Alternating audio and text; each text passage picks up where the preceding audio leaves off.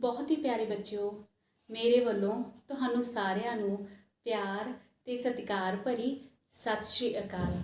ਬੱਚਿਓ, ਮੇਰਾ ਨਾਮ ਹੈ ਸੁਖਵਿੰਦਰ ਕੌਰ, ਸਰਕਾਰੀ ਸੀਨੀਅਰ ਸੈਕੰਡਰੀ ਸਮਾਰਟ ਸਕੂਲ ਚਾਪੜ ਪਟਿਆਲੇ ਤੋਂ। ਬੱਚਿਓ, ਅੱਜ ਮੈਂ ਤੁਹਾਡੇ ਸਾਹਮਣੇ ਇੱਕ ਬੜੀ ਹੀ ਸੋਹਣੀ ਬੜੀ ਹੀ ਖੂਬਸੂਰਤ ਕਹਾਣੀ ਲੈ ਕੇ ਆਈ ਹਾਂ, ਜਿਸ ਦਾ ਬਹੁਤ ਗਹਿਰੇ ਸ਼ਬਦਾਂ ਦੇ ਵਿੱਚ ਅਸੀਂ ਵਰਣਨ ਕਰਾਂਗੇ ਤੇ ਉਸ ਦੀਆਂ ਜੋ ਭਾਵਨਾਵਾਂ ਨੇ ਬੱਚਿਓ, ਉਹ ਤੁਹਾਡੇ ਦਿਲ ਨੂੰ ਜ਼ਰੂਰ ਟੁੰਬਣਗੀਆਂ। ਤੇ ਉਸ ਕਹਾਣੀ ਦਾ ਨਾਮ ਹੈ ਮੜੀਆਂ ਤੋਂ ਦੂਰ। ਕਹਾਣੀਕਾਰ ਹਨ ਰਘੁਬੀਰ ਠੰਡ। ਇੰਗਲੈਂਡ ਵਸਦੇ ਆਪਣੇ ਪੁੱਤਰ ਕੋਲ ਤਰਲੇ ਮਿੰਨਤਾਂ ਕਰਕੇ ਉਹ ਉੱਥੇ ਇੰਗਲੈਂਡ ਚਲੀ ਜਾਂਦੀ ਹੈ। ਪਹਿਲਾਂ ਤਾਂ ਮਾਸੀ ਇੰਗਲੈਂਡ ਦੇ ਸੁੱਖ ਆਰਾਮ ਤੋਂ ਬਹੁਤ ਪ੍ਰਭਾਵਿਤ ਹੁੰਦੀ ਹੈ।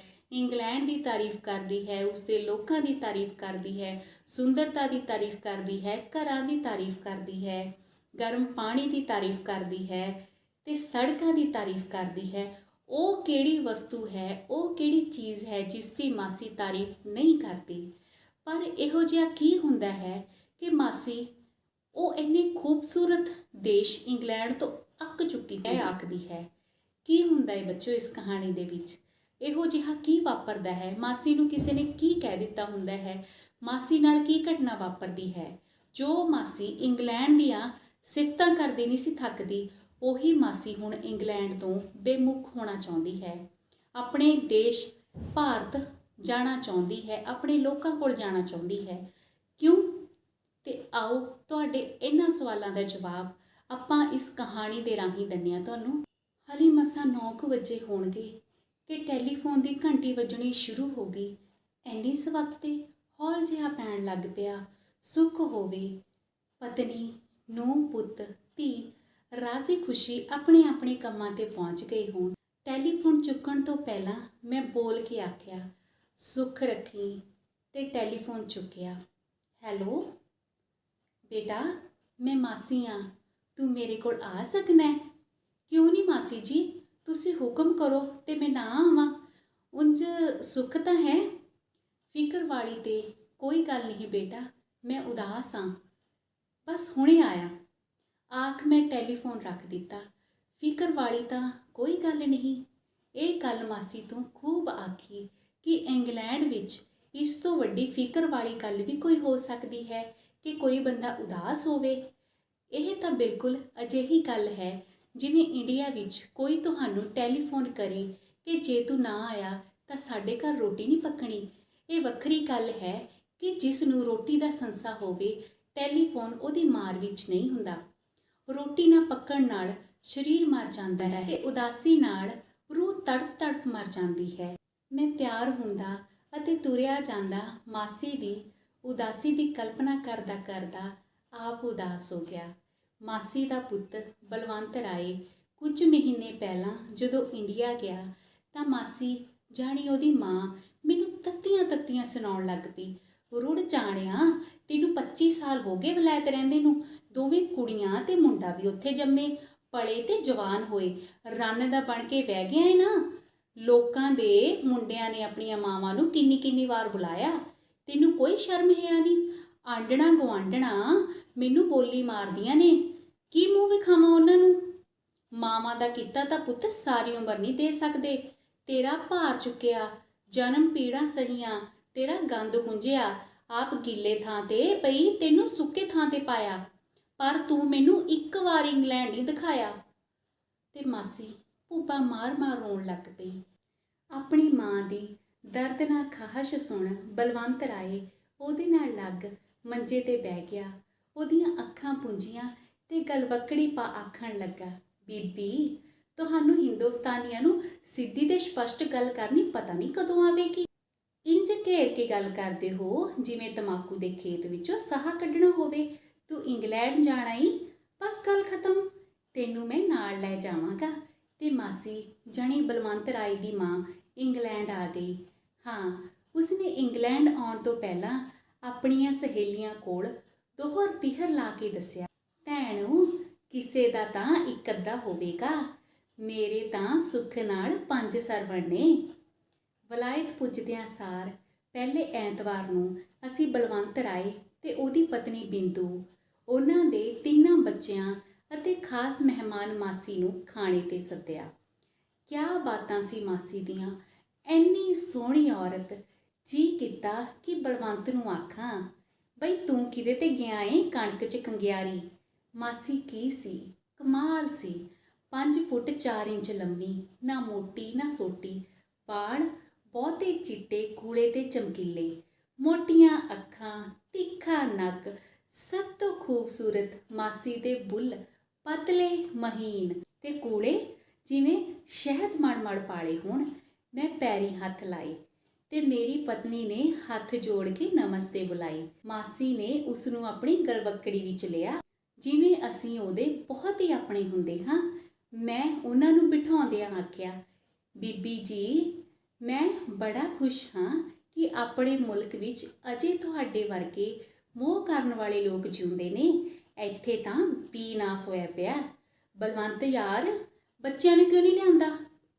ਮੈਂ ਬੱਚੇ ਨਾਲ ਨਾ ਵੇਖ ਕੇ ਸਵਾਲ ਕੀਤਾ। ਉਹ ਯਾਰ, ਸਾਡੇ ਆਖੇ ਨਹੀਂ ਲੱਗਦੇ, ਆਏ ਨਹੀਂ, ਬਲਵੰਤ ਨੇ ਜਵਾਬ ਦਿੱਤਾ। ਉਹ ਬੜਾ ਹੀ ਸੱਚਾ ਤੇ ਸਪਸ਼ਟ ਬੰਦਾ ਸੀ। ਫੜਾਕ ਮੂੰਹ ਤੇ ਗੱਲ ਮਾਰਦਾ ਸੀ। ਨਹੀਂ ਭਾਈ ਸਾਹਿਬ, ਇਹਨਾਂ ਦੀ ਤਾਂ ਮਜ਼ਾਕ ਕਰਨ ਦੀ ਆਦਤ ਹੈ। ਲੜਕਾ ਆਪਣੀ ਫਰੈਂਡਾਂ ਨਾਲ ਬਾਹਰ ਗਿਆ ਹੋਇਆ ਏ, ਲੜਕੀਆਂ ਨੂੰ ਆਪਣੀ ਬੋਲੀ ਨਹੀਂ ਆਉਂਦੀ। ਬੋਰ ਹੀ ਹੋਣਾ ਸੀ ਵਿਚਾਰੀਆਂ ਨੇ। ਪਤਨੀ ਨੇ ਪਰਦਾ ਪਾਇਆ, ਜਿਵੇਂ ਹਰ ਮਾਂ ਪਾਉਂਦੀ। ਇਸੇ ਮੇਲੇ ਵਿੱਚ ਅਸੀਂ ਮਾਸੀ ਨੂੰ ਬੀਬੀ ਦੀ ਥਾਂ ਮਾਸੀ ਜੀ ਆਖਣ ਲੱਗ ਪਏ। ਦਰਅਸਲ ਉਹਦੇ ਇੱਕ ਦੋ ਸ਼ਬਦ ਵੰਜਿਆ, ਡਿੰਗੀ ਆਦਿਕ ਮੇਰੀ ਪਤਨੀ ਨੇ ਨੋਟ ਕਰਦਿਆਂ ਆਖਿਆ, ਤੁਸੀਂ ਤਾਂ ਉੱਧਰ ਪਾਕਿਸਤਾਨ ਤੋਂ ਆਏ ਲੱਗਦੇ ਹੋ। ਹਾਂ ਧੀਏ, ਰਾਵਲਪਿੰਡੀਓਂ। ਮੇਰੇ ਮਾਤਾ ਜੀ ਵੀ ਰਾਵਲਪਿੰਡੀ ਦੇ ਨੇ। ਫਿਰ ਤੇ ਤੂੰ ਮੇਰੀ ਭਣੇਵੀਂ ਹੋਈ। ਹਾਂ ਮਾਸੀ ਜੀ। ਪਹਿਲੀ ਮਿਲਣੀ ਵਿੱਚ ਹੀ ਸਾਡਾ ਮਾਸੀ ਨਾਲ ਅੰਤਾਂ ਦਾ ਮੋਹ ਹੋ ਗਿਆ। ਮਾਸੀ ਦੇ ਪੁੱਤਰ ਬਲਵੰਤ ਰਾਏ ਨੇ ਆਪਣੇ ਸਪਸ਼ਟ ਸੁਭਾਅ ਅਨੁਸਾਰ ਸਪਸ਼ਟ ਗੱਲ ਕੀਤੀ। ਵੇਖੋ ਬੀਬੀ ਜੀ, ਅਸੀਂ ਤਾਂ ਕੁੱਤੇ ਦੀ ਮੌਤ ਮਰਨ ਵਾਲੇ ਲੋਕ ਹਾਂ। ਸਵੇਰੇ 6 ਵਜੇ ਸ਼ਾਪ ਖੋਲ੍ਹਦੇ ਆ, ਸ਼ਾਮ ਨੂੰ 9-10 ਵਜੇ ਬੰਦ ਕਰਦੇ ਆ। ਘਰ ਪਰਤ ਕੇ ਅੱਧ ਸੁੱਤੇ ਹੀ ਰੋਟੀ ਖਾ ਲੈਂਦੇ। ਤੁਸੀਂ ਆਪਣਾ ਦਿਲ ਆਪ ਹੀ ਲਾਉਣਾ ਏ। ਜੇ ਕਦੀ ਉਦਾਸ ਹੋਵੋ ਤਾਂ ਇਹਨਾਂ ਨੂੰ ਫੋਨ ਕਰ ਲੈਣਾ, ਇਹ ਤੁਹਾਡੀ ਖਬਰਸਾਰ ਲੈ ਲੈਣਗੇ। ਬੰਦੇ ਚੰਗੇ ਨੇ, ਨਾਲੇ ਇਹਨਾਂ ਕੋਲ ਵਕਤ ਹੈ। ਕਿਉਂ ਪੁੱਤਰ, ਕੋਈ ਕੰਮ ਧੰਦਾ ਨਹੀਂ ਕਰਦੇ? ਮਾਸੀ ਨੇ ਸਾਨੂੰ ਸਵਾਲ ਕੀਤਾ, ਜਿਸ ਦਾ ਸਾਡੀ ਥਾਂ ਉਹਦੇ ਪੁੱਤਰ ਨੇ ਹੀ ਜਵਾਬ ਦਿੱਤਾ। ਕੰਮ ਤਾਂ ਕਰਦੇ ਨੇ, ਪਰ ਸਾਡੇ ਵਾਂਗ ਕੁੱਤੇ ਦੀ ਮੌਤ ਨਹੀਂ ਮਰਦੇ। ਨੌਕਰੀ ਪੇਸ਼ਾ ਲੋਕ ਨੇ, 9 ਵਜੇ ਜਾਂਦੇ ਨੇ ਤੇ 5 ਵਜੇ ਘਰ। ਸਨੀਚਰ ਐਤ ਪੂਰੀਆਂ 2 ਛੁੱਟੀਆਂ। ਇਹੋ ਜਿਹੇ ਲੋਕ ਤਾਂ ਵਿਹਲੇ ਹੁੰਦੇ ਨੇ। ਮਾਸੀ ਦਾ ਸੁਭਾਅ ਬਹੁਤ ਮਿਲਾਪੜਾ ਤੇ ਮਿੱਠਾ ਸੀ। ਅਸੀਂ ਤਾਂ ਉਸਨੇ ਮੁੱਲ ਹੀ ਲੈ ਲਈ। ਅਗਲਾ ਐਤਵਾਰ ਆਇਆ ਤਾਂ ਅਸੀਂ ਮਾਸੀ ਨੂੰ ਪੁੱਛਿਆ ਕਿ ਗੁਰਦੁਆਰੇ ਜਾਓਗੇ ਕਿ ਮੰਦਰ? ਮਾਸੀ ਨੇ ਜਵਾਬ ਦਿੱਤਾ, ਪੁੱਤਰ ਕੋਈ ਫਰਕ ਨਹੀਂ, ਦੋਵੇਂ ਥਾਂ ਚੱਲਾਂਗੇ। ਸਵੇਰੇ ਗੁਰਦੁਆਰੇ, ਸ਼ਾਮੀ ਮੰਦਰ। ਮਾਸੀ ਜੀ, ਇਹੋ ਜਿਹੇ ਮਹਾਨ ਲੋਕ ਤਾਂ ਘੱਟ ਹੀ ਵੇਖੇ ਨੇ ਜਿਹੜੇ ਗੁਰਦੁਆਰੇ ਤੇ ਮੰਦਰ ਦੋਹਾਂ ਥਾਵਾਂ ਤੇ ਜਾਣ। ਤੁਸੀਂ ਤਾਂ ਕਮਾਲ ਕਰ ਦਿੱਤੀ। ਨਹੀਂ ਬੇਟਾ, ਇਹ ਫਰਕ ਵਾਲੀ ਬਿਮਾਰੀ ਤਾਂ ਹੁਣੇ ਚੱਲੀ ਹੈ। ਉੱਧਰ ਸਾਡੇ ਪਾਕਿਸਤਾਨ ਵਿੱਚ ਤਾਂ ਹਿੰਦੂਆਂ ਨੂੰ ਗੁਰੂ ਘਰ ਨਾਲ ਬੜਾ ਹੀ ਪਿਆਰ ਸੀ। ਉਹ ਇੱਕ ਪੁੱਤਰ ਨੂੰ ਤਾਂ ਸਿੱਖ ਜ਼ਰੂਰ ਬਣਾਉਂਦੇ ਸਨ। ਮੈਨੂੰ ਮਾਸੀ ਦੀ ਗੱਲ ਬਹੁਤ ਚੰਗੀ ਲੱਗੀ। ਇਸ ਵਿੱਚ ਲੁਕੀ ਨੇਕ ਭਾਵਨਾ ਨੇ ਮੈਨੂੰ ਕੀਲ ਲਿਆ। ਬਗੀਚੀ ਵਿੱਚ ਭਾਂਤ-ਭਾਂਤ ਦੇ ਫੁੱਲ ਲਹਿਰਾ ਰਹੇ ਹੋਣ ਤਾਂ ਬਗੀਚੀ ਦੀ ਆਭਾ ਨੂੰ 4 ਚੰਨ ਲੱਗ ਜਾਂਦੇ ਹਨ। ਮੈਂ ਸੋਚਿਆ। ਮੈਂ ਤੇ ਮੇਰੀ ਪਤਨੀ ਮਾਸੀ ਨੂੰ ਗੁਰਦੁਆਰੇ ਤੇ ਮੰਦਰ ਲੈ ਕੇ ਜਾਣ ਲਈ ਤਿਆਰ ਹੋ ਗਏ। ਬਲਵੰਤ ਤੇ ਉਹਦੀ ਪਤਨੀ, ਉਹਨਾਂ ਦੇ ਲੜਕੇ ਤੇ ਦੋਹਾਂ ਧੀਆਂ ਨੂੰ ਆਖਿਆ, ਬਈ ਮਾਂ ਤਾਂ ਤੁਹਾਡੀ ਵੀ ਹੈ, ਤੁਸੀਂ ਵੀ ਨਾਲ ਸੰਗਤ ਕਰੋ। ਬਲਵੰਤ ਰਾਏ ਨੇ ਫਿਰ ਖਰੀ ਤੇ ਸਪਸ਼ਟ ਗੱਲ ਕਰਦਿਆਂ ਜਵਾਬ ਦਿੱਤਾ, ਭਾਈ ਸਾਹਿਬ, ਐਤਵਾਰ ਨੂੰ ਸਾਨੂੰ ਸਿਰਫ 4 ਘੰਟੇ ਵੇਲੇ ਮਿਲਦੇ ਨੇ। ਉਹ ਸਮਾਂ ਸਾਡੀ ਜ਼ਿੰਦਗੀ ਦਾ ਸੁਰਗ ਹੁੰਦਾ ਹੈ, ਜਿਸ ਵਿੱਚ ਨਹਾ ਧੋ ਲੈਂਦੇ ਹਾਂ, ਮਨਮਰਜ਼ੀ ਦੀ ਤਾਜ਼ੀ ਰੋਟੀ ਖਾ ਲੈਂਦੇ ਹਾਂ ਤੇ ਸੌਂ ਜਾਂਦੇ ਹਾਂ। ਇਹ ਸੁਰਗ ਸਾਥੋਂ ਨਾ ਖੋਹੋ। ਠੀਕ ਹੈ, ਨਹੀਂ ਖੋਹਦਾ। ਤੂੰ ਬਈ ਅਨੰਤ, ਚੱਲ ਮੰਦਰ ਗੁਰਦੁਆਰੇ ਯਾਰ, ਮਾੜੀ ਮੋਟੀ ਆਪਣੀ ਸੱਭਿਅਤਾ ਦਾ ਪਤਾ ਲੱਗੇਗਾ। ਮੈਂ ਉਹਨਾਂ ਦੇ ਲੜਕੇ ਨੂੰ ਆਖਿਆ, ਸੌਰੀ ਅੰਕਲ ਜੀ, ਮੈਂ ਤਾਂ ਆਪਣੇ ਫਰੈਂਡਾਂ ਨਾਲ ਆਲਰੇਡੀ ਪ੍ਰੋਗਰਾਮ ਬਣਾਇਆ ਹੋਇਆ। ਉਂਝ ਵੀ ਮੈਨੂੰ ਸਮਝ ਨਹੀਂ ਪੈਂਦੀ ਕਿ ਉਹ ਕੀ ਕਹਿੰਦੇ ਨੇ। ਬਹੁਤਾ ਬੋਰ ਹੋ ਜਾਂਦਾ ਹਾਂ। ਤੂੰ ਭਾਈ ਅਨੀਤਾ? ਅੰਕਲ ਜੀ ਮੈਂ ਅੱਜ ਟੈਲੀ ਵੇਖਣਾ। ਤੂੰ ਭਾਈ ਮੀਰਾ? ਅਖੀਰ ਮੈਂ ਉਹਨਾਂ ਦੀ ਬੜੀ ਮਾਨਸ ਜਿਹੀ ਕੁੜੀ ਨੂੰ ਪੁੱਛਿਆ। ਮੈਂ ਅੰਕਲ ਜੀ ਨਾ ਜਾਵਾਂ ਤਾਂ ਤੁਸੀਂ ਮਾਈਂਡ ਤਾਂ ਨਹੀਂ ਕਰੋਗੇ? ਮੈਨੂੰ ਮੰਦਰ ਗੁਰਦੁਆਰੇ ਜਾਣਾ ਚੰਗਾ ਨਹੀਂ ਲੱਗਦਾ। ਪਿਛਲੇ ਸਮੇਂ ਦੀਆਂ ਨਾ ਸਮਝ ਆਉਣ ਵਾਲੀਆਂ ਗੱਲਾਂ ਕਰਦੇ ਨੇ। ਘਰ ਹੀ ਠਹਿਰਾਂਗੀ ਤੇ ਮੰਮੀ ਦੀ ਹੈਲਪ ਕਰਾਂਗੀ, ਪਰ ਜੇ ਤੁਸੀਂ ਆਖੋ ਤਾਂ ਚੱਲਦੀ ਹਾਂ। ਨਹੀਂ ਬੇਟਾ, ਤੂੰ ਘਰ ਹੀ ਰਹਿ। ਮਾਂ ਦੀ ਸੇਵਾ ਤਾਂ ਕਰਮਾਂ ਨਾਲ ਮਿਲਦੀ ਹੈ। ਜਿਹੜੇ ਘਰ ਵਿੱਚ ਮਾਂ-ਬਾਪ ਸਵੇਰੇ 6 ਵਜੇ ਤੋਂ ਰਾਤ ਦੇ 10 ਵਜੇ ਤੱਕ ਆਪਣੇ ਬੱਚਿਆਂ ਦਾ ਮੂੰਹ ਵੀ ਨਾ ਵੇਖਦੇ ਹੋਣ, ਉੱਥੇ ਖੈਰ ਕਰਮ ਤਾਂ ਕਿਸੇ ਦੇ ਹੀ ਚੰਗੇ ਹੋਣੇ ਨੇ। ਅੱਛਾ, ਸਤਿ ਸ੍ਰੀ ਅਕਾਲ ਤੇ ਨਮਸਤੇ, ਅਸੀਂ ਚੱਲੇ। ਇਹ ਸਿਲਸਿਲਾ ਕਈ ਹਫ਼ਤੇ ਜਾਰੀ ਰਿਹਾ। ਮਾਸੀ ਪੁਰਾਣੇ ਵੇਲਿਆਂ ਦੀ ਔਰਤ ਸੀ। ਪੁਰਾਣੇ ਸਮਿਆਂ ਦੀਆਂ ਔਰਤਾਂ ਵਿੱਚ ਇੱਕ ਚੀਜ਼ ਤਾਂ ਸਾਂਝੀ ਹੁੰਦੀ ਸੀ, ਉਹ ਕਰਮ ਕਰਦੀਆਂ ਹਨ, ਸੋਚਦੀਆਂ ਤੇ ਝੁਰਦੀਆਂ ਨਹੀਂ। ਮਨ ਵਿੱਚ ਵਿਚਾਰ ਆਇਆ ਨਹੀਂ ਤੇ ਉੱਠ ਕੇ ਤੁਰੀਆਂ ਨਹੀਂ। ਮਾਸੀ ਗੁਰਦੁਆਰੇ ਗਈ, ਮੱਥਾ ਟੇਕਿਆ, 2 ਬੋਲ ਬਾਣੀ ਦੇ ਸੁਣੇ, ਮੁੜ ਮੱਥਾ ਟੇਕਿਆ ਤੇ ਮੇਰੀ ਪਤਨੀ ਨੂੰ ਪੁੱਛਣ ਲੱਗੀ, ਲੰਗਰ ਕਿੱਧਰ ਹੈ ਧੀਏ? ਮੇਰੀ ਪਤਨੀ ਉਸਨੂੰ ਲੰਗਰ ਵਿੱਚ ਲੈ ਗਈ। ਮਾਸੀ ਨੇ ਐਪਰਨ ਬੰਨਿਆ ਤੇ ਰੋਟੀਆਂ ਪਕਾਉਣ ਲੱਗ ਪਈ। ਇਸ ਕਰਮ ਦਾ ਅਸਰ ਆਮ ਸੇਵਕਾਂ 'ਤੇ ਤਾਂ ਪੈਣਾ ਹੀ ਸੀ, ਪ੍ਰਧਾਨ ਜੀ 'ਤੇ ਵੀ ਪਿਆ। ਹਾਲਾਂਕਿ ਧਾਰਮਿਕ ਅਦਾਰਿਆਂ ਦੇ ਪ੍ਰਧਾਨਾਂ 'ਤੇ ਆਮ ਸੇਵਕਾਂ ਵੱਲੋਂ ਕੀਤੀ ਜਾਣ ਵਾਲੀ ਸੇਵਾ ਦਾ ਅਸਰ ਘੱਟ ਹੀ ਪੈਂਦਾ ਹੈ, ਭਾਵ ਸੇਵਕਾਂ ਵੱਲੋਂ ਕੀਤੇ ਚੰਗੇ ਕਰਮਾਂ ਦਾ ਅਸਰ ਘੱਟ ਹੀ ਪੈਂਦਾ ਹੈ।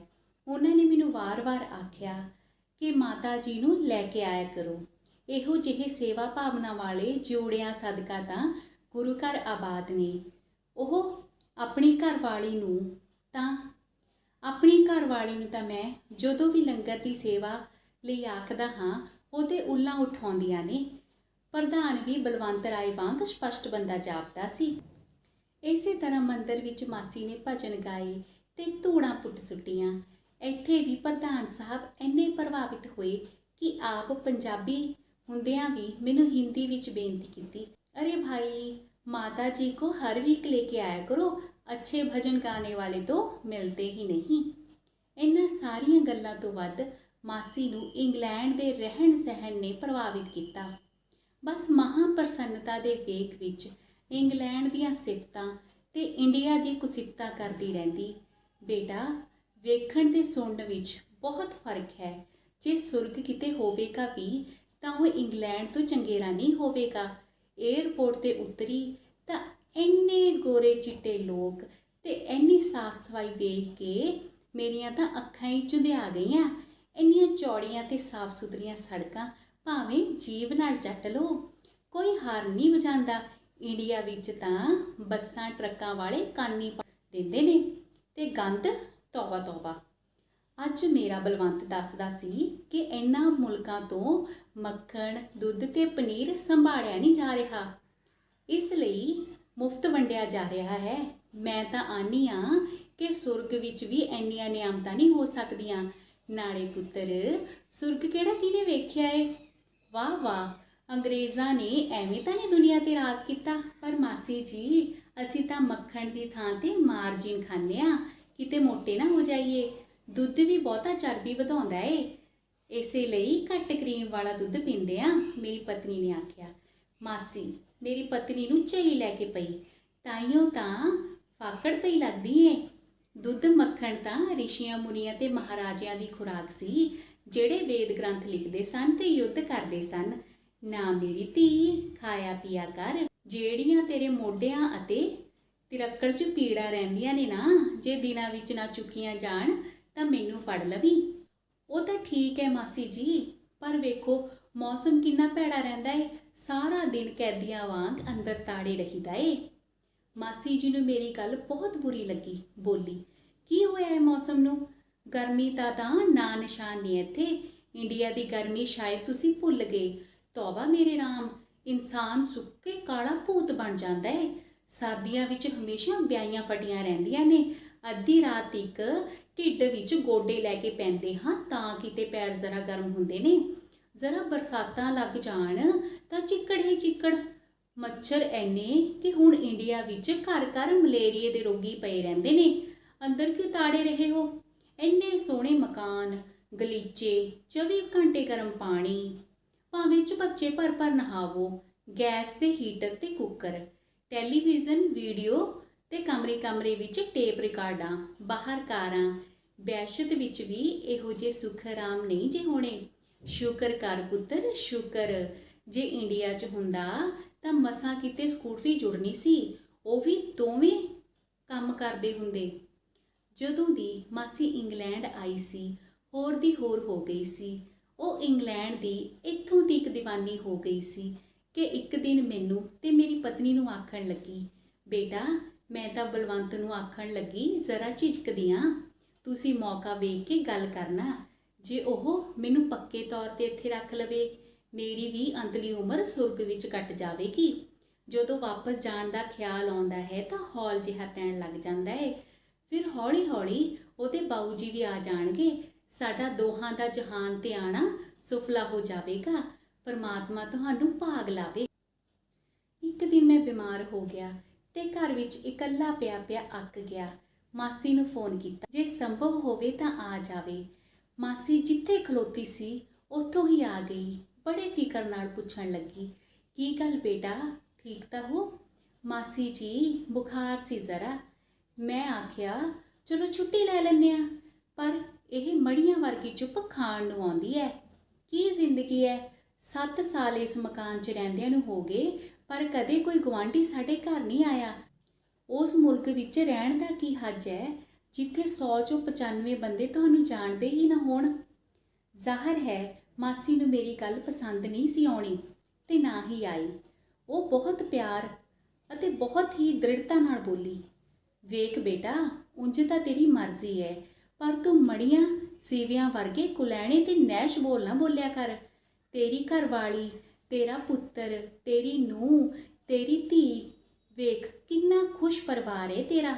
ਸਭ ਤੋਂ ਵੱਡੀ ਗੱਲ ਇਹ ਹੈ ਕਿ ਇੰਗਲੈਂਡ ਵਰਗੇ ਸੁਰਗ 'ਚ ਬੈਠਾ ਹੈ। 100 ਵਾਰ ਧਰਤੀ ਨਮਸਕਾਰ ਪੁੱਤਰ। ਜਿੱਥੋਂ ਤੀਕ ਲੋਕਾਂ ਦੀ ਗੱਲ ਹੈ, ਇੰਡੀਆ ਵਿੱਚ ਵੀ ਲੋਕ ਹੁਣ ਪਹਿਲਾਂ ਵਾਂਗ ਮਿਲਣਸਾਰ ਨਹੀਂ ਰਹੇ। ਚੰਡੀਗੜ੍ਹ ਵਰਗੇ ਸ਼ਹਿਰਾਂ ਵਿੱਚ ਵੀ ਇੱਕ ਗੁਆਂਢੀ ਦੀ ਦੂਜੇ ਗੁਆਂਢੀ ਨਾਲ ਕੋਈ ਸਾਂਝ ਨਹੀਂ, ਸਾਰੇ ਅੱਗ ਲੱਗੀ ਵਾਂਗ ਫਿਰਦੇ ਨੇ। ਇੱਥੇ ਪੁੱਤਰ ਬੜੀਆਂ ਬਹਾਰਾਂ ਨੇ, ਅਖਰੋਟ ਜੇਡੀ ਤਾਂ ਬਦਾਮ ਦੀ ਗੀਰੀ ਹੈ, ਕਾਜੂ, ਲੌਂਗ, ਲਾਚੀਆਂ ਕਿਵੇਂ ਰੁਲਦੇ ਫਿਰਦੇ ਨੇ। ਨਾ ਮੇਰਾ ਪੁੱਤਰ ਮੜੀਆਂ ਵਰਗੇ ਬੋਲ ਨਾ ਬੋਲਿਆ ਕਰ। ਪਰ ਮਾਸੀ ਨੂੰ ਅੱਜ ਕੀ ਹੋ ਗਿਆ ਸੀ? ਉਹ ਤੇ ਉਦਾਸ ਜਾਪ ਰਹੀ ਸੀ। ਮੈਂ ਹੁਣ ਤੁਰਿਆ ਜਾ ਰਿਹਾ ਸਾਂ ਅਤੇ ਮਾਸੀ ਦੇ ਘਰ ਤੋਂ ਬਹੁਤਾ ਦੂਰ ਨਹੀਂ ਸਾਂ।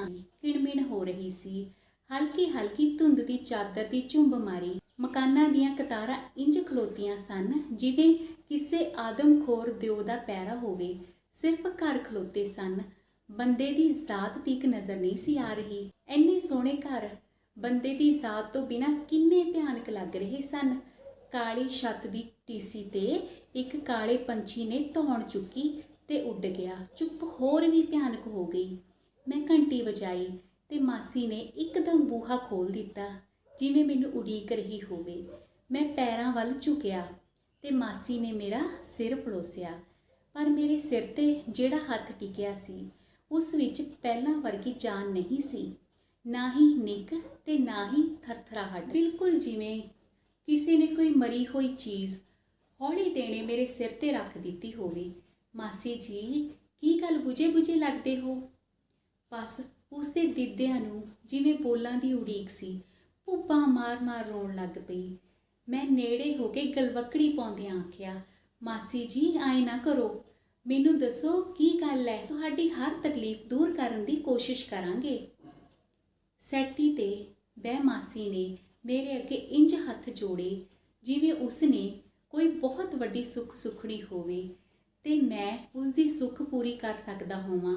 ਮੈਂ ਬੜਾ ਸ਼ਰਮਿੰਦਾ ਹੋ ਕੇ ਉਸਦੇ ਜੁੜੇ ਹੋਏ ਹੱਥਾਂ ਨੂੰ ਖੋਲ੍ਹ ਦਿੱਤਾ ਤੇ ਮਾਸੀ ਨੇ ਆਖਿਆ, ਪੁੱਤਰ ਤੂੰ ਰਹਿੰਦੀ ਦੁਨੀਆ ਤੀਕ ਜੀਵੇਂ, ਤੇਰੀ ਭਾਗਵਾਨ ਤੇਰੇ ਬੱਚੇ ਜੀਣ, ਮੇਰੇ ਤੇ ਇੱਕ ਅਹਿਸਾਨ ਕਰ। ਬਲਵੰਤ ਨੂੰ ਆਖ ਕਿ ਮੈਨੂੰ ਛੇਤੀ ਤੋਂ ਛੇਤੀ ਇੰਡੀਆ ਭੇਜ ਦੇਵੇ। ਇੰਜ ਆਖ ਮਾਸੀ ਮੁੜ ਜ਼ਾਰ-ਜ਼ਾਰ ਰੋਣ ਲੱਗ ਪਈ। ਮੈਂ ਤਾਂ ਜਿਵੇਂ ਚਕਰਾ ਹੀ ਗਿਆ ਤੇ ਆਖਿਆ, ਹੈਂ ਤੁਸੀਂ ਤੇ ਇੰਡੀਆ? ਤੁਸੀਂ ਤਾਂ ਇੰਗਲੈਂਡ ਦੀਆਂ ਦਾਤਾਂ ਦੇ ਗੁਣ ਗਾਉਂਦੇ ਨਹੀਂ ਸੀ ਥੱਕਦੇ। ਤੁਸੀਂ ਤਾਂ ਬਾਊ ਜੀ ਨੂੰ ਵੀ ਬੁਲਾ ਕੇ ਤੌਰ ਤੇ ਇੱਥੇ ਰਹਿਣਾ ਚਾਹੁੰਦੇ ਸੀ। ਕੀ ਗੱਲ ਬਲਵੰਤ, ਤੁਹਾਡੀ ਨੂੰਹ ਅਤੇ ਬੱਚਿਆਂ ਨੇ ਤਾਂ ਨਹੀਂ ਕੁਝ ਆਖਿਆ ਤੁਹਾਨੂੰ? ਮਾਸੀ ਜ਼ਰਾ ਸੰਭਲ ਕੇ ਬੋਲੀ, ਪੁੱਤਰ ਦੁੱਖ ਤਾਂ ਇਹੀ ਹੈ ਕਿ ਇੱਥੇ ਕੋਈ ਕਿਸੇ ਨੂੰ ਕੁਝ ਨਹੀਂ ਕਹਿੰਦਾ। ਸਵੇਰੇ ਤਾਂ ਪਤਾ ਨਹੀਂ ਲੱਗਦਾ ਕਿ ਕਦੋਂ ਚਲੇ ਜਾਂਦੇ ਨੇ, ਰਾਤ ਨੂੰ ਕਿਤੇ 10 ਵਜੇ ਤੋਂ ਪਿੱਛੋਂ ਆਉਂਦੇ ਨੇ ਤੇ ਇੰਨੇ ਥੱਕੇ ਹੋਏ ਹੁੰਦੇ ਨੇ। ਜੇ ਮੈਂ ਕੋਈ ਗੱਲ ਕਰਦੀ ਹਾਂ ਤਾਂ ਜਾਂ ਤਾਂ ਲਾ ਕੇ ਰੱਖ ਦਿੰਦੇ ਨੇ ਜਾਂ ਹਾਂ ਹੂੰ ਕਹਿ ਛੱਡਦੇ ਨੇ। ਬਸ ਬੀਅਰ ਦਾਰੂ ਪੀ ਕੇ 2 ਰੋਟੀਆਂ ਨਿਕਲ ਕੇ ਆਪਣੇ ਕਮਰੇ ਵੱਲ ਨੱਸ ਜਾਂਦੇ ਨੇ। ਮੈਂ ਆਖਨੀ ਆ, ਬੰਤ ਬੇਟਾ ਆ ਇੰਡੀਆ ਤੋਂ ਤੇਰੇ ਬਾਊ ਜੀ ਦੀ ਚਿੱਠੀ ਆਈ ਹੈ, ਨਾਲੇ ਤੇਰੇ ਭੈਣ ਦੀ ਵੀ। ਬਸ ਬੇਦਿਲੀ ਜਿਹੀ ਨਾਲ ਆਖ ਦੇਵੇਗਾ, ਬੀਬੀ ਤੂੰ ਹੀ ਜਵਾਬ ਦੇ ਦੇਵੀਂ, ਮੇਰੇ ਕੋਲ ਪੜ੍ਹਨ ਦਾ ਵਕਤ ਨਹੀਂ ਹੈ। ਤੁਸੀਂ ਮਾਸੀ ਜੀ ਆਪਣੀ ਨੂੰਹ ਨਾਲ ਗੱਲਬਾਤ ਕਰਿਆ ਕਰੋ, ਉਹਦੇ ਨਾਲ ਦੁਕਾਨ ਤੇ ਚਲੇ ਜਾਇਆ ਕਰੋ। ਔਰਤਾਂ ਨਾਲ ਔਰਤਾਂ ਦੀ ਬੜੀ ਸਾਂਝ ਹੁੰਦੀ ਹੈ। ਮੈਂ ਮਾਸੀ ਨੂੰ ਇਸ ਭਵਸਾਗਰ ਚੋਂ ਕੱਢਣ ਲਈ ਸੁਝਾਅ ਦਿੱਤਾ। ਮਾਸੀ ਹੱਸੀ, ਉਦਾਸ ਤੇ ਵਿਅੰਗਮਈ ਹਾਸਾ, ਤੇ ਆਖਣ ਲੱਗੀ, ਵੇਖ ਪੁੱਤਰ, ਗੱਲ ਕੀਤੀ ਦੂਰ ਚਲੀ ਜਾਂਦੀ ਏ। ਇਹ ਕੋਈ ਨੂੰਹ ਹੈ? ਇਸ ਦੀ ਸਿਰਫ ਸ਼ਕਲ ਹੀ ਇੰਡੀਅਨ ਹੈ, ਬਾਕੀ ਤਾਂ ਸਭ ਕੁਝ ਗੋਰਿਆਂ ਤੋਂ ਵੀ ਭੈੜਾ ਏ। ਇਹਨੇ ਕਦੀ ਮੇਰੇ ਪੈਰਾਂ ਨੂੰ ਹੱਥ ਨਹੀਂ ਲਾਇਆ, ਕਦੀ ਨਹੀਂ ਆਖਿਆ, ਬੀਬੀ ਕੋਈ ਆਪਣੀ ਸੱਭਿਅਤਾ ਜਾਂ ਮਾਣ ਮਰਿਆਦਾ ਬਾਰੇ ਗੱਲ ਸੁਣਾਓ। ਇੱਕ ਦਿਨ ਕਹੇ ਕਹਾਏ ਮੈਨੂੰ ਦੁਕਾਨ ਤੇ ਲੈ ਗਈ, ਪਰ ਪਿਛਲੇ ਪਾਸੇ ਇੱਕ ਖੁਰੇ ਜਿੰਨੀ ਥਾਂ ਸੀ ਜਿੱਥੇ ਮੈਨੂੰ 15 ਘੰਟੇ ਤਾੜੀ ਰੱਖਿਆ। ਸਾਹ ਘੁੱਟ ਗਿਆ ਮੇਰਾ। ਔਂਤਰੀ ਕੈਦ ਵਿੱਚ ਪਤਾ ਨਹੀਂ ਲੋਕ ਕਿਵੇਂ ਰਹਿ ਲੈਂਦੇ ਨੇ ਭਾਈ। ਤਾਂ ਫਿਰ ਪੋਤੇ ਪੋਤੀਆਂ ਨਾਲ ਦਿਲ ਪਰਚਾਇਆ ਕਰੋ, ਮੂਲ ਨਾਲੋਂ ਵਿਆਜ ਪਿਆਰਾ ਹੁੰਦਾ। ਮਾਸੀ ਦੇ ਬੁੱਲ੍ਹਾਂ ਤੇ ਫਿਰ ਦੁੱਖ ਭਰੀ ਤੇ ਵਿਅੰਗਮਈ ਮੁਸਕਾਨ ਤੜਪੀ।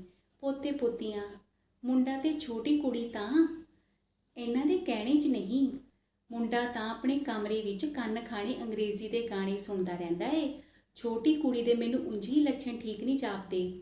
ਕਈ ਵਾਰ ਮੈਂ ਭੈੜੇ ਜਿਹੇ ਵਾਲਾਂ ਵਾਲੇ ਮੁੰਡੇ ਨੂੰ ਉਸ ਨਾਲ ਗੇਟ ਤੀਕ ਆਉਂਦੇ ਵੇਖਿਆ ਏ। ਮੈਂ ਬਲਵੰਤ ਨਾਲ ਗੱਲ ਕਰਨੀ ਤਾਂ ਠੀਕ ਨਹੀਂ ਸਮਝੀ ਕਿ ਕੁੜੀ ਨੂੰ ਧੌਲਾ ਧੱਫਾ ਨਾ ਕਰੇ।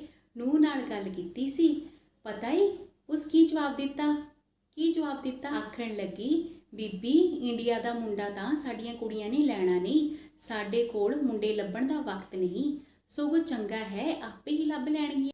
ਬਸ ਚੁੱਪਚਾਪ ਸੁਣ ਲਈ ਤੇ ਪੀ ਗਈ। ਸਾਰੀ ਰਾਤ ਆਪਣੇ ਆਪ ਨਾਲ ਰਿੱਝਦੀ ਰਹੀ। ਹੇ ਭਗਵਾਨ, ਇੱਥੇ ਵਸਦੇ ਲੋਕਾਂ ਦਾ ਕੀ ਬਣੇਗਾ? ਮੈਂ ਮਾਸੀ ਨੂੰ ਜ਼ਰਾ ਰੰਗ ਵਿੱਚ ਲਿਆਉਣ ਲਈ ਆਖਿਆ, ਤੁਸੀਂ ਕੋਈ ਫਿਕਰ ਨਾ ਕਰੋ ਮਾਸੀ ਜੀ, ਇਹਨਾਂ ਕੋਲ ਪੈਸੇ ਬਥੇਰੇ ਨੇ, ਇਹਨਾਂ ਦੇ ਬਹੁਤ ਸੋਹਣੇ ਬਕਸੇ ਬਣਨਗੇ, ਨਾ ਕਿਸੇ ਨੂੰ ਫੁੱਲ ਚੁਗਣੇ ਪੈਣਗੇ ਤੇ ਨਾ ਹੀ ਹਰਿਦੁਆਰ ਜਾਣਾ ਪਵੇਗਾ। ਇਹ ਲੋਕ ਬੇਹੱਦ ਖੁਸ਼ ਨੇ ਆਪਣੀ ਉੱਲੂਆਂ ਵਰਗੀ ਦੁਨੀਆ 'ਚ। ਇਹ ਬਿਲਕੁਲ ਪਸੰਦ ਨਹੀਂ ਕਰਦੇ ਕਿ ਕੋਈ ਇਹਨਾਂ ਲਈ ਚਿੰਤਾ ਕਰੇ। ਬੜੀ ਕੁੜੀ ਤਾਂ ਬਹੁਤ ਚੰਗੀ ਹੈ, ਤੁਸੀਂ ਉਹਦੇ ਨਾਲ ਗੱਲ ਕਰਿਆ ਕਰੋ। ਚੰਗੀ ਤਾਂ ਸ਼ਾਇਦ ਹੋਵੇਗੀ, ਪਰ ਬੋਲੀ ਦੀ ਕੋਈ ਸਾਂਝ ਨਹੀਂ। ਬਸ ਹੈਲੋ ਤੇ ਗੁੱਡ ਨਾਈਟ ਕਰਨ ਲੱਗੀ ਮੈਨੂੰ ਚੁੰਮ ਜ਼ਰੂਰ ਲੈਂਦੀ ਹੈ। ਘੜੀ ਕੁ ਕਾਲਜੇ ਠੰਡ ਪੈ ਜਾਂਦੀ ਹੈ। ਬਸ ਮੁੜ ਉਹੀ ਚੁੱਪ ਤੇ ਉਦਾਸੀ ਜਿਹੜੀ ਘੰਟਿਆਂ ਬੱਧੀ ਨਹੀਂ ਟੁੱਟਦੀ। ਮਾਸੀ ਦੀਆਂ ਗੱਲਾਂ ਤੋਂ ਮੈਂ ਉਸ ਦੀ ਹਾਲਤ ਦਾ ਅੰਦਾਜ਼ਾ ਲਾ ਬੜਾ ਫਿਕਰਮੰਦ ਹੁੰਦਾ ਜਾ ਰਿਹਾ ਸਾਂ। ਕੋਈ ਨਾ ਕੋਈ ਤਾਂ ਰੁਝੇਵਾਂ ਚਾਹੀਦਾ ਹੈ, ਇੰਜ ਤਾਂ ਮਾਸੀ ਪਾਗਲ ਹੋ ਜਾਵੇਗੀ ਵਿਚਾਰੀ। ਇਸੇ ਹਾਲਤ ਦੇ ਹੱਲ ਲਈ ਮੈਂ ਕੁਝ ਨਾ ਕੁਝ ਪੁੱਛੀ ਜਾਂ ਦੱਸੀ ਜਾ ਰਿਹਾ ਸਾਂ। ਬੱਚਿਆਂ ਲਈ ਖਾਣਾ ਬਣਾਇਆ ਕਰੋ, ਨਾਲੇ ਇਹ ਸਵਾਦ ਲੈਣਗੇ, ਨਾਲੇ ਤੁਹਾਡਾ ਵਕਤ ਵੀ ਕੱਟ ਜਾਇਆ ਕਰੇਗਾ। ਮਾਸੀ ਡਾਢੇ ਦੁੱਖ ਨਾਲ ਬੋਲੀ, 5 ਜਣਿਆਂ ਦੇ 50 ਰਾਹ ਨੇ, ਕੋਈ ਕਿਸੇ ਨੂੰ ਖੇਚਲ ਹੀ ਨਹੀਂ ਦਿੰਦਾ। ਇੰਡੀਆ ਵਿੱਚ ਸਵੇਰੇ ਸ਼ਾਮ ਨਿਆਣਿਆਂ ਨੇ ਅਸਮਾਨ ਸਿਰ ਤੇ ਚੁੱਕਿਆ ਹੁੰਦਾ ਏ ਕਿ ਮਾਤਾ ਜੀ ਮੈਂ ਪਰੌਂਠੀ ਖਾਣੀ ਹੈ, ਮਾਤਾ ਜੀ ਮੈਂ ਗੋਭੀ ਨਾਲ ਫੁਲਕਾ ਖਾਣਾ ਏ, ਮਾਤਾ ਜੀ ਮੈਂ ਚਾਹ ਪੀਣੀ ਹੈ, ਮਾਤਾ ਜੀ ਮੈਂ ਦੁੱਧ 'ਚ ਪੱਤੀ ਪਾ ਕੇ ਪੀਣੀ ਹੈ। ਪਰ ਇੱਥੇ ਕਿਚਨ ਵਿੱਚ ਵੜਦੇ ਨੇ, ਡੱਬਿਆਂ 'ਚੋਂ ਕਾਰਨਫਲੈਕਸ ਪਲੇਟ ਵਿੱਚ ਪਾ, ਵਿੱਚ ਦੁੱਧ ਦੀ ਬੋਤਲ ਉਲੱਦ ਖਾ ਕੇ ਉਹ ਜਾਂਦੇ ਨੇ, ਜਾਂ ਮਾਸ ਮੱਛੀ ਤੜ ਖਾਈ ਜਾਂਦੇ ਨੇ। ਮੇਰਾ ਤਾਂ ਪੁੱਤਰ ਧਰਮ ਭ੍ਰਿਸ਼ਟ ਕਰ ਛੱਡਿਆ ਸੂ। ਇੰਡੀਆ ਜਾਂਦੀ ਪਹਿਲਾਂ ਹਰਿਦੁਆਰ ਨਹਾ ਕੇ ਘਰ ਵੜਾਂਗੀ। ਨਾ ਮਾਸੀ ਜੀ, ਜਿਉਂਦੇ ਜੀ ਹਰਿਦੁਆਰ ਨਾ ਜਾਣਾ, ਮੈਂ ਮਜ਼ਾਕ ਕੀਤਾ। ਪਰ ਮਾਸੀ ਤਾਂ ਹੋਰ ਵੀ ਗੰਭੀਰ ਹੋ ਗਈ। ਅਤ ਨਿਮਰਤਾ ਨਾਲ ਬੋਲੀ, ਪੁੱਤਰ ਜੇ ਤੂੰ ਮੈਨੂੰ ਇੰਡੀਆ ਘਲਾਉਣ 'ਚ ਮੇਰੀ ਮਦਦ ਕਰੇ ਤਾਂ ਮੈਂ ਤੇਰਾ ਅਹਿਸਾਨ ਉਮਰ ਭਰ ਨਹੀਂ ਭੁੱਲਾਂਗੀ, ਨਹੀਂ ਤਾਂ ਮੈਂ ਘੁੱਟ-ਘੁੱਟ ਕੇ ਮਰ ਜਾਵਾਂਗੀ। ਆਖ ਉਹ ਮੁੜ ਜ਼ਾਰ-ਜ਼ਾਰ ਰੋਣ ਲੱਗ ਪਈ। ਮੈਂ ਮਾਸੀ ਦੀਆਂ ਅੱਖਾਂ ਪੁੰਝੀਆਂ। ਉਹਦੀਆਂ ਅੱਖਾਂ ਵਿੱਚ ਤਾਂ ਸੂਰਜ ਮਰਿਆ ਪਿਆ ਸੀ। ਮੇਰੀਆਂ ਆਪਣੀਆਂ ਅੱਖਾਂ ਭਰ ਆਈਆਂ। ਤਸੱਲੀ ਦਿੰਦਿਆਂ ਆਖਿਆ, ਮਾਸੀ ਜੀ ਕੋਈ ਫਿਕਰ ਨਾ ਕਰੋ, ਤੁਹਾਨੂੰ ਇੰਡੀਆ ਜਾਣਾ ਚਾਹੀਦਾ ਹੈ, ਨਹੀਂ ਤਾਂ ਤੁਹਾਨੂੰ ਇਹ ਮੜੀਆਂ ਵਰਗੀ ਇਹ ਕੱਲ੍ਹ ਨਿਕਲ ਜਾਵੇਗੀ। ਮੈਂ ਮਾਸੀ ਨੂੰ ਅੱਖਾਂ ਪੂੰਝਣ ਲਈ ਟਿਸ਼ੂ ਫੜਾਇਆ। ਮੇਰੇ ਵੱਲੋਂ ਦਰਸਾਈ ਹਮਦਰਦੀ ਤੇ ਤਸੱਲੀ ਨਾਲ ਮਾਸੀ ਜ਼ਰਾ ਸੰਭਲ ਗਈ ਤੇ ਆਪਣੇ ਆਪੇ ਵਿੱਚ ਆਉਂਦੀ ਆਖਣ ਲੱਗੀ, ਪੁੱਤਰ ਮੈਂ ਤਾਂ ਆਪ ਮਰ ਕੇ ਵੇਖ ਲਿਆ ਏ, ਇਹ ਤਾਂ ਮੜੀਆਂ ਤੋਂ ਵੀ ਦੂਰ ਦੀ ਕੋਈ ਸ਼ੈ ਹੈ। ਮੜੀਆਂ ਵਿੱਚ ਤਾਂ ਫਿਰ ਵੀ ਚੜ੍ਹਦੀ ਧੁੱਪ ਆਉਂਦੀ ਹੈ, ਵਾਹ ਵਗਦੀ ਹੈ, ਪੰਛੀ ਚਹਿਕਦੇ ਨੇ। ਮੈਨੂੰ ਯਕੀਨ ਹੈ ਕਿ ਤੁਹਾਨੂੰ ਇਹ ਕਹਾਣੀ ਬੜੀ ਚੰਗੀ ਤਰ੍ਹਾਂ ਸਮਝ ਆਈ ਹੋਏਗੀ ਬੱਚੋ। ਤੇ ਹੁਣ ਇਸ ਨੂੰ ਪਰਖਣ ਲਈ ਮੈਂ ਤੁਹਾਡੇ ਨਾਲ ਕੁਝ ਅਭਿਆਸ ਦੇ ਪ੍ਰਸ਼ਨ ਉੱਤਰ ਸਾਂਝੇ ਕਰਾਂਗੀ। ਤੇ ਬੱਚੋ ਸਭ ਤੋਂ ਪਹਿਲਾ ਸਵਾਲ ਤਾਂ ਇਹੀ ਹੈ ਕਿ ਮੜੀਆਂ ਤੋਂ ਦੂਰ ਕਹਾਣੀ ਦੇ ਕਹਾਣੀਕਾਰ ਕੌਣ ਹਨ? ਰਘੁਬੀਰ ਢੰਡ। ਫਿਰ ਉਸ ਤੋਂ ਬਾਅਦ ਆਪਾਂ ਕਹਾਂਗੇ ਕਿ ਜੋ ਮਾਸੀ ਹੈ ਉਸ ਦਾ ਮੁੰਡਾ ਕਿੱਥੇ ਰਹਿੰਦਾ ਸੀ? ਇੰਗਲੈਂਡ ਦੇ ਵਿੱਚ। ਕਿੰਨੇ ਸਾਲ ਹੋ ਗਏ ਸਨ ਉਸਨੂੰ ਇੰਗਲੈਂਡ ਗਏ ਨੂੰ? ਉਸਨੂੰ ਬੱਚੋ 25 ਸਾਲ ਹੋ ਗਏ ਸਨ। ਮਾਸੀ ਕਿੱਥੇ ਜਾਣਾ ਪਸੰਦ ਕਰਦੀ ਸੀ? ਮੰਦਰ ਕੇ ਗੁਰਦੁਆਰੇ? ਹਾਂਜੀ, ਮਾਸੀ ਦੋਵੇਂ ਥਾਂ ਜਾਣਾ ਪਸੰਦ ਕਰਦੀ ਸੀ। ਮਾਸੀ ਦਾ ਸੁਭਾਅ ਕਿਹੋ ਜਿਹਾ ਸੀ? ਬੱਚੋ ਮਾਸੀ ਦਾ ਸੁਭਾਅ ਬੜਾ ਹੀ ਮਿਲਾਪੜਾ ਸੀ। ਮਾਸੀ ਕਿਸ ਦੀਆਂ ਸਿਫਤਾਂ ਕਰਦੀ ਸੀ? ਮਾਸੀ ਇੰਗਲੈਂਡ ਦੀਆਂ ਸਿਫਤਾਂ ਕਰ। ਸ਼ੁਰੂ ਵਿੱਚ ਮਾਸੀ ਕਿਸ ਦੀਆਂ ਕੁ ਸਿਫਤਾਂ ਕਰਦੀ ਸੀ? ਇੰਡੀਆ ਦੀ। ਤਾਂ ਅੰਤ ਦੇ ਵਿੱਚ ਮਾਸੀ ਨੂੰ ਇੰਗਲੈਂਡ ਕਿਹੋ ਜਿਹਾ ਲੱਗਾ? ਮੜੀਆਂ ਤੋਂ ਵੀ ਭੈੜਾ ਲੱਗਿਆ। ਧੰਨਵਾਦ। ਸਤਿ ਸ਼੍ਰੀ ਅਕਾਲ ਬੱਚੋ।